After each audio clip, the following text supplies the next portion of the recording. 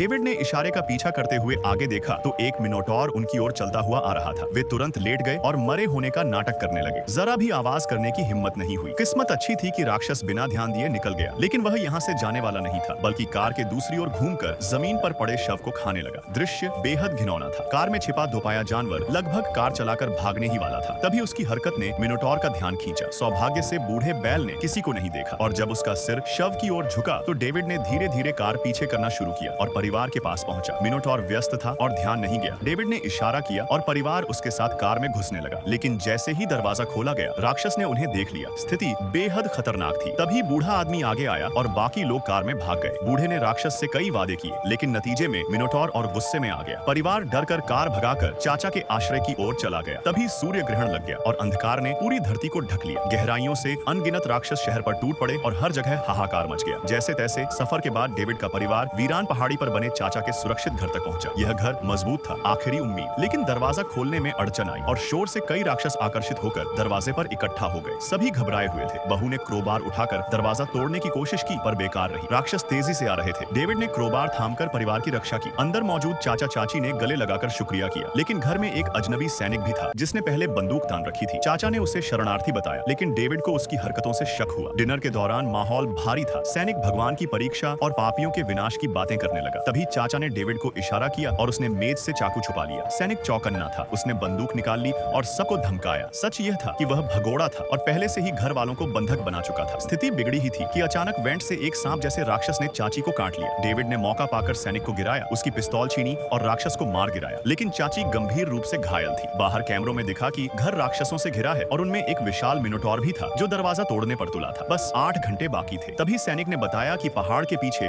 उसने ईंधन भरी गाड़ी छुपा रखी है। सबने भागने का फैसला किया। रास्ते में एक और राक्षस ने हमला किया, लेकिन सब बच गए। सैनिक को भी बांध खोल दिया गया, पर किसी को पता नहीं था कि वह पहले से ही कटा हुआ था और छुपा रहा। सुबह शहर से गुजरते समय उन्होंने देखा कि वहां भी राक्षसों का कब्जा है। अंततः वे सैनिक की कार तक पहुंचे, लेकिन उसी वक्त राक्षसों का झुंड आ गया। चाची की हालत बिगड़ चुकी थी। जख्म पूरे शरीर में फैल गए थे। अचानक उसने पति की बंदूक छीन ली और बिना कुछ कहे कार से बाहर कूद पड़ी, जैसे आत्महत्या के लिए तैयार हो।